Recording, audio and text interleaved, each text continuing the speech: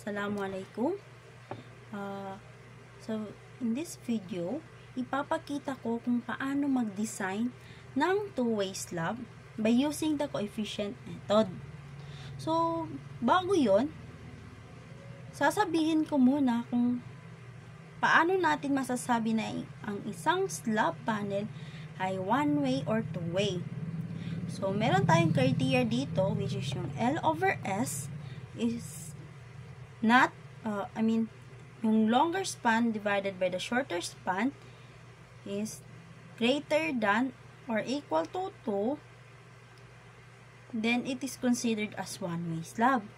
Pero kapag ang L over S natin is less than 2, then it will be two-way slab.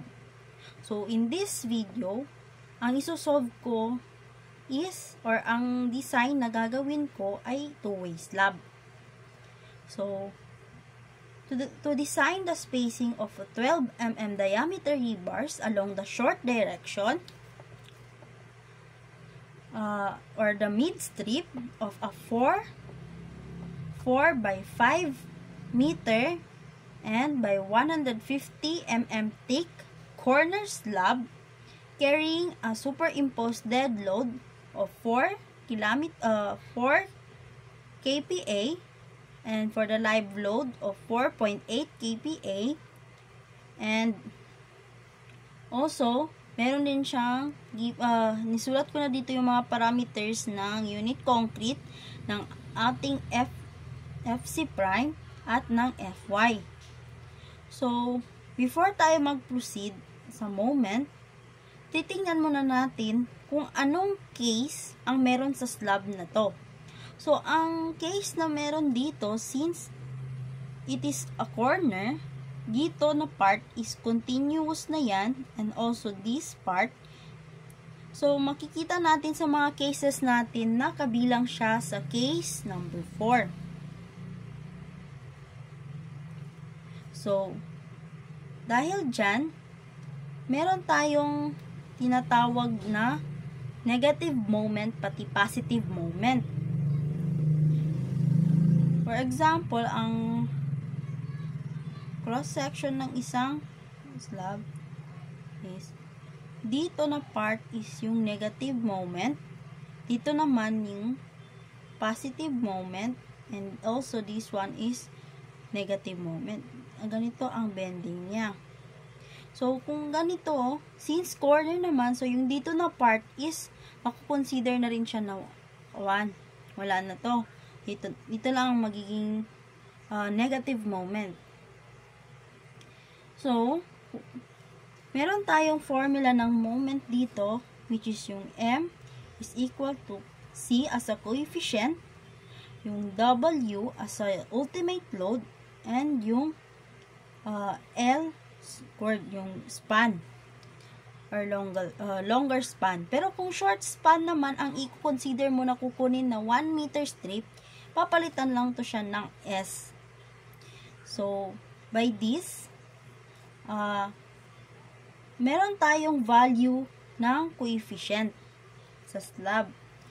Dito sa table na to, makikita natin na ang case 4, ang kanyang coefficient sa short span, since ang aking i-discuss or kukunin na span dito is yung nasa short span, so dito ako kukuha ng 1 meter strip na magiging ang didesign na natin ng rebar.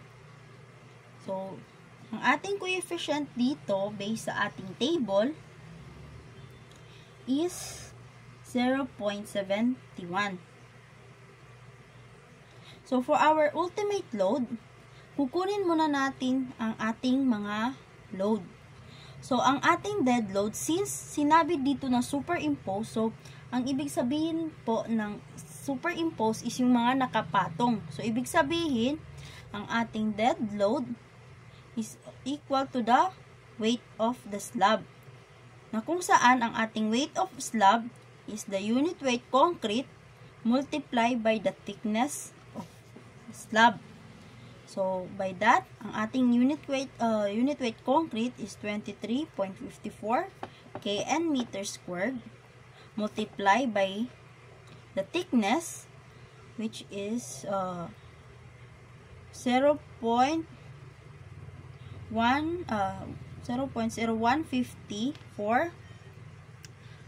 in meter. Kasi in mm yung 150.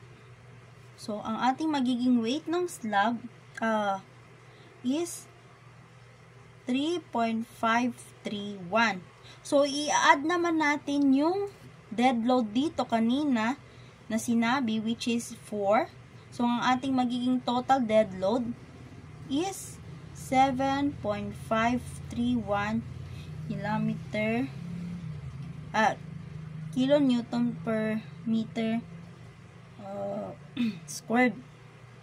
So, para naman sa ating live load, sinabi na rin dito na 4.8. So, para makuha natin ang ating ultimate load, kailangan natin gamitin ang formula na factor, which is 1.2 dead load plus 1.6 ng live load. So, kailangan natin i-separate yung pagkuha ng dalawa kasi malalaman din natin sa mamaya sa after nito. So, 1.2 multiply natin sa ating dead load, which is 7.531,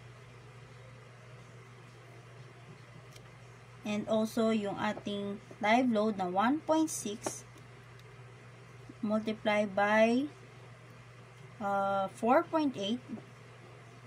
So, ang total nito is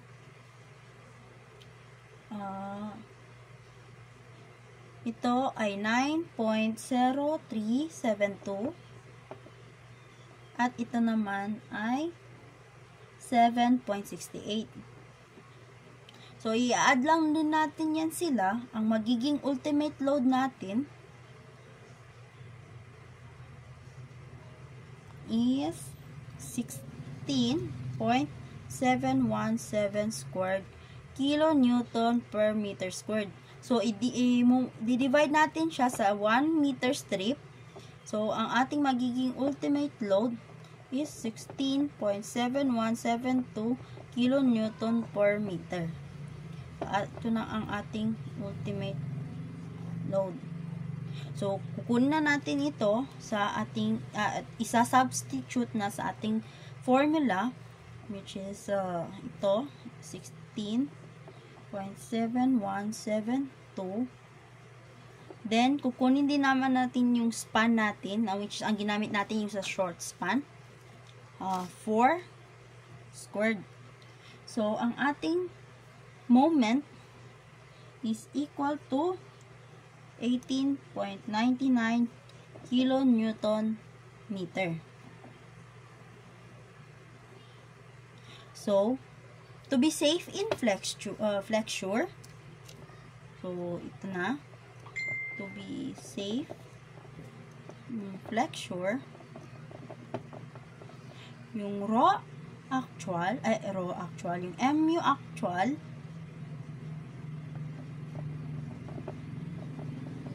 should be less than or equal to the reduction factor, our base, and the thickness d squared fc prime q 1 minus 0.59 q. So, sa iba, ang ginagamit nila na factor nito ng flexure is w. So, ang akin Q para maiba naman dun sa ultimate load, sa value niya. So, dito, isa-substitute din natin yung mga data na meron tayo. So, ang mu actual natin, yung kanina na kinuha natin, is yung 18.99 since naka-kilonewton per meter. Ang kukunin kasi natin dito is newton per meter. So, i-multiply natin ng 10 to the power of 6. Then, ang ating reduction factor, nakalimutan kong ilagay, is 0.9. T or 9. So, 0.9. Then, ang ating base, since 1 meter strip ang kukunin natin, so, 1,000 mm. Then, ang ating diameter, ang D naman is, since sa slab, dito ang bolt.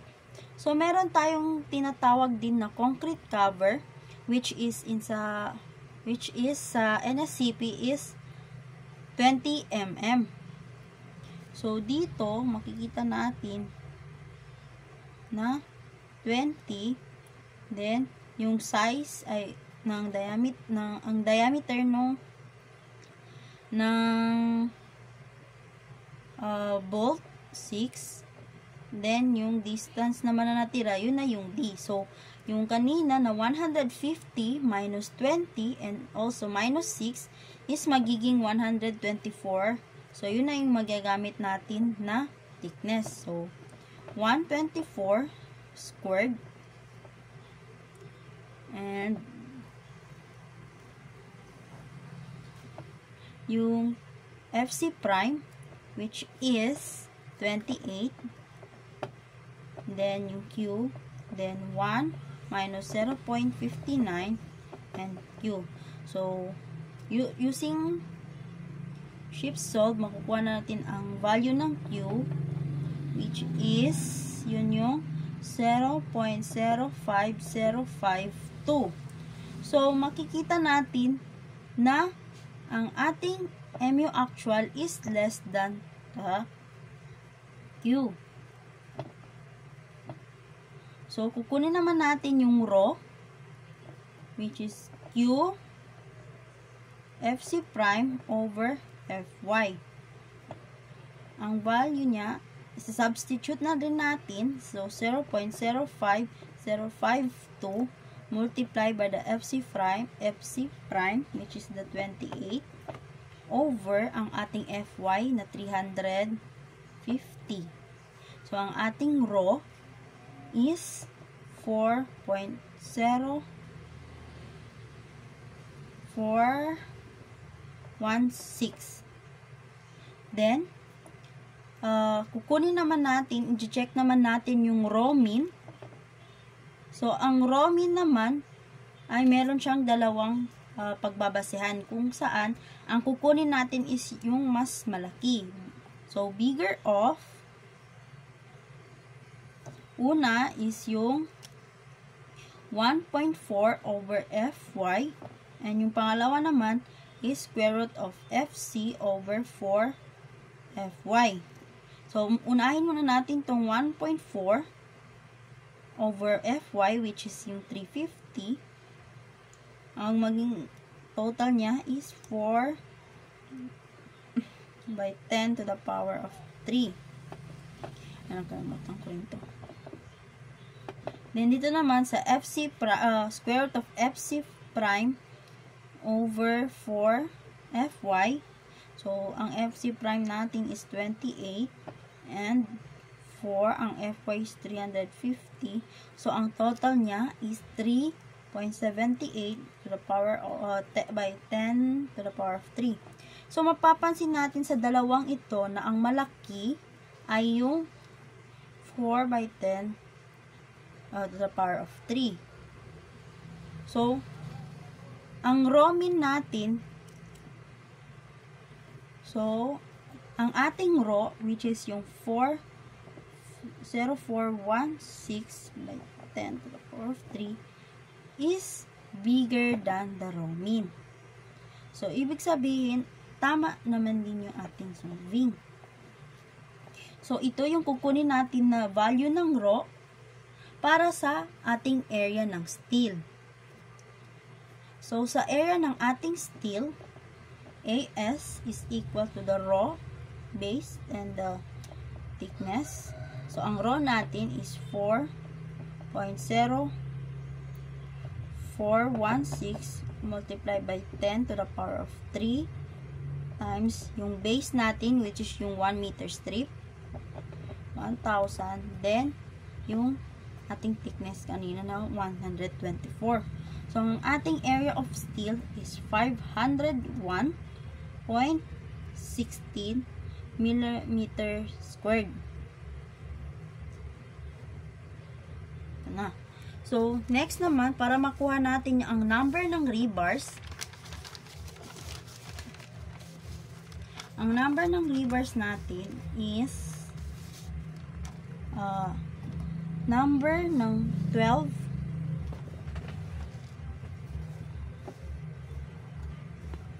So, ang number ng 12 is equal to 501.6 over sa row 4 over 4 times 12 squared. So, 4.431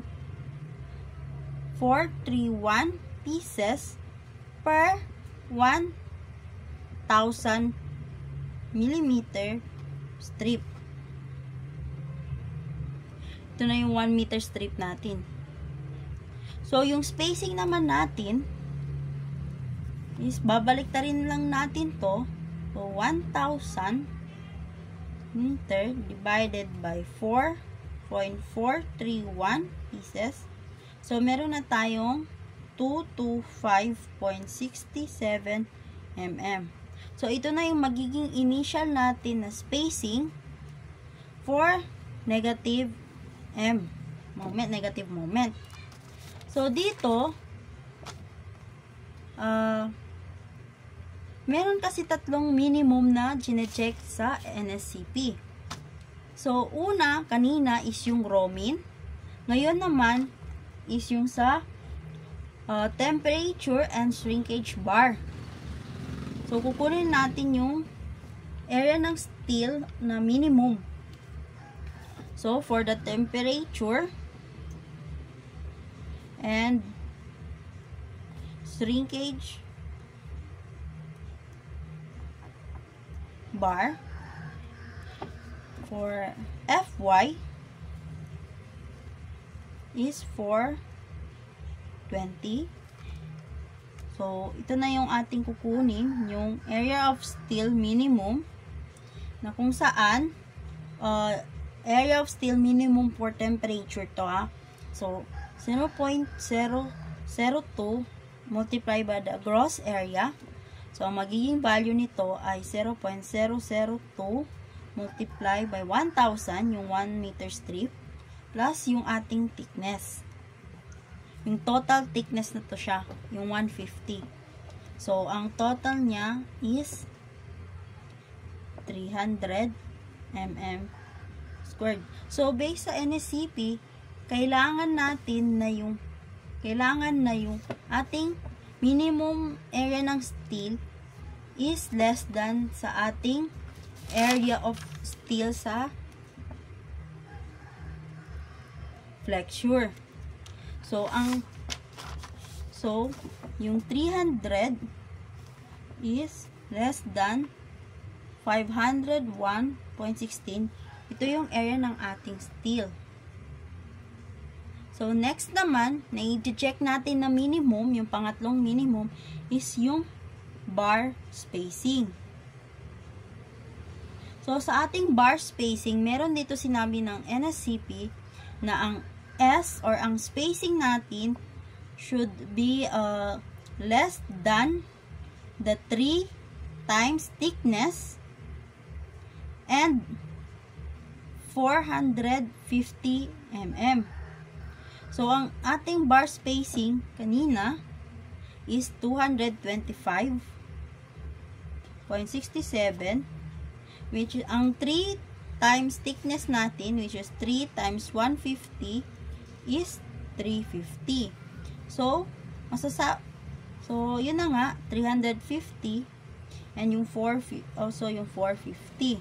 So, tama ang ating minimum bar spacing dito. Kasi mas mababa na siya sa hinahanap natin na minimum. So, next naman is yung sa ating positive moment. So, for the positive moment, ang ating kuha natin doon, ating case is also yung case 4. So, kukunin natin yung coefficient natin. Since ang coefficient natin kasi is, meron tayong criteria na S over L should be greater than or equal to 0.5. So, ang ating span na 4 over 5 is equal to 0.08, na kung saan mas malaki siya sa 0.05. So, ang ating coefficient dito is 0.8. Pero, then, i-check natin dun sa table naman kung ano yung magiging coefficient ng dead load positive, pati ng live load positive. So, based sa table, ang ating sa dead load, sa coefficient ng dead load na positive moment is equal to 0.039. So, ang sa live load naman na positive is 0.048. So, kukunin naman natin yung formula ng moment kanina, which is yung M is equal to CW S squared. So, ang coefficient ng dito, sa part na tong positive na to, is separate yung formula ng moment sa dead load pati sa live load. So, dito muna ang ating kukunin is yung dead load. So, ang dead load, ang coefficient niya is 0.039 multiply sa ating kaya nga sabi ko kanina na separate ang pagkuha nitong dead load pati live load para dito sa next na checking. So, ang ating dead load kanina for dito sa ating ultimate load ng dead load is 9.0372. Yun yung kukunin natin dito. 0372. Then, multiply sa spacing natin. I mean, ang span natin na 4 squared. So, ang total niya is 5.64 kN meter. So, para naman doon sa positive LL, yung sa live load, same formula din, pero ang ating coefficient is 0.048 multiplied by the live load natin na ultimate load ng live load na 7.68 multiply sa ating span 4 squared. So, is equal to 5.9 kN. So, ito, i-add natin tong dalawa na to para makuha natin ang ating positive moment. So, ang ating positive moment is 11.54 kN. So, dito naman, i-check naman natin to be safe sa flexure ulit.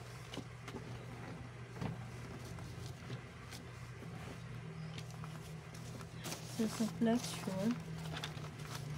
So, same pa rin ang formula niya, which is yung MU actual dapat is less than the reduction factor base pala yung squared, d squared FC prime Q 1 minus 0.59 Q.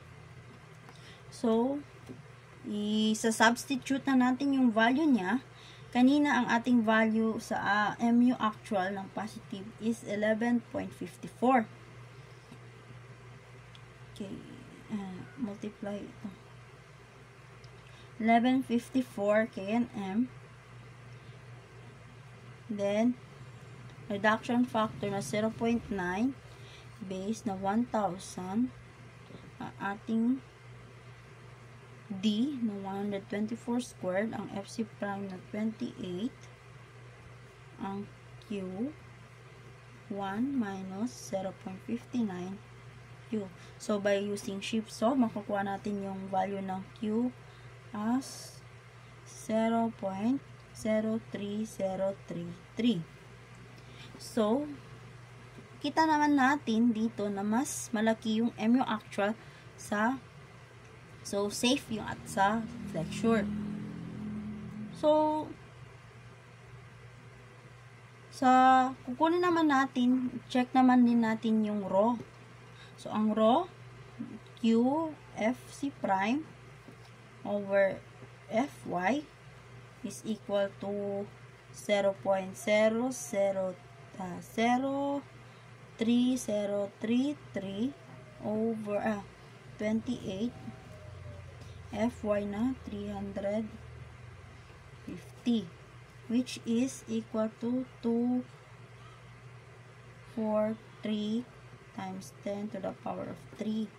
So, makikita natin kanina na ang ating rho dito ay mas malaki sa rho min. Based sa Padilla po, meron silang diagram ba ng rho, which is ito yun siya. Ito yung rho min. Ito naman, rho actual. Ito naman yung rho min. At ito naman yung rho max. So, kung ang nire-required pa rin sa'yo is mas mababa pa rin sa rho min, meron parang formula dito ng rho, which is yung 4 over 3 ng rho flexure. So, yun na. Gagamitin natin to para mas makakuha tayo ng mas mababang value ng rho min. So, 4 over 3 multiply by 2.43 times 10 to the power of 3. And then, ang magiging equivalent niya is 3.235 na kung saan mas mababa pa rin siya sa rho min. So, ito na lang ang gagamitin natin na value ng rho para sa area ng steel. Pero nakadepende pa rin sa designer kung ito ang gagamitin niya or ito. So, ito na lang gagamitin ko for the area of steel. Rho times BD, which is yung 3.325 times 10 to the power of 3. Multiply by 1,000 and yung ating thickness. So, ang ating area of steel is 496. So, ang ating area of steel dito is mas malaki pa rin sa ating temperature dito. Area of steel ng temperature dito na 300. So, okay na rin ang ating dita. So, para naman makuha ang number ng bars, ng 12 mm bars, yung 496 millimeters squared, divide natin siya sa diameter, which is, ang total niya ay 4.3856 pieces per 1,000 millimeter strip So, para naman makuha natin ang spacing niya, pabaliktarin pa rin natin, ganun pa rin, 1,000 divided by 4.3856. May spacing niya is 228.01 mm. So, itong spacing ng bars is mas natama natin yung dun sa kanina na kailangan sa bar spacing, yung hinahanap ng NSCP na minimum, which is yung S should be less than 3 times the thickness and also yung 450. So, tama. Okay na to. So, ang gagamitin natin na bar ay kung saan yung pwede naman din natin gamitin na yung ang sa gitna ng bar, gitna sa midstrip is yung kanina na 225.67, which is i-round down natin dito ng 225 na lang. So, therefore, 225.67